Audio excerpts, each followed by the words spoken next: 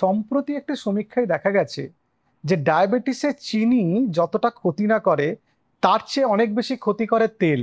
আমরা যে তেলগুলো খাই বিভিন্ন ধরনের বীজ থেকে পাওয়া যায়, সূর্যমুখী বা সয়াবিন বা তিল বা ভুট্টা বা সর্ষে, এই বীজ বা সিডস গুলো থেকে যে তেল পাওয়া যায় সেগুলোর মধ্যে ইনফ্লামেটরি বা ইনফ্লামেশন বা প্রদাহ করে এরকম কিছু জিনিস থাকে।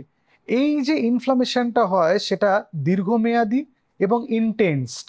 আমরা যে চিনি খেয়ে নিলাম বা একটু মিষ্টি খেলাম, ইচ্ছা হলো, ক্রেভিং হলো, ডায়াবেটিস থাকা সত্ত্বেও সেটা সুগার স্পাইক করলো, তার জন্য রিঅ্যাক্টিভ অক্সিজেন স্পিসিস তৈরি হলে সেগুলো যে ইনফ্লামেশন করে, এই তেলের মধ্যে কিছু জিনিস আছে বা কিছু উপকরণ আছে যেগুলো যে প্রদাহ করে সেগুলো অনেক বেশি।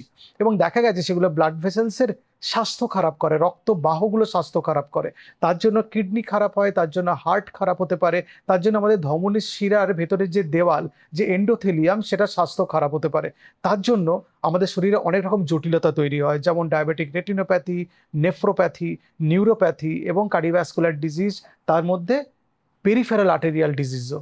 তার জন্য স্ট্রোক হওয়া বা হার্ট অ্যাটাক হওয়ার সম্ভাবনা অনেক বেড়ে যায়। সুতরাং ডায়াবেটিসের চিনি যতটা খারাপ তার চেয়ে অনেক বেশি তেল খারাপ। জন্য চিনি খাচ্ছেন না বলে সেগুলোকে কম্পেনসেট করার জন্য ভালো করে বেশি করে তেল মশলা দিয়ে খাবার রান্না করে একদম চপচপে তেলে খাবার খাচ্ছেন বা ভাজছেন, ভাজাভুজি খাবার খাচ্ছেন, সেটা কমিয়ে ফেলুন, তাতে আপনার স্বাস্থ্য অনেক ভালো থাকবে।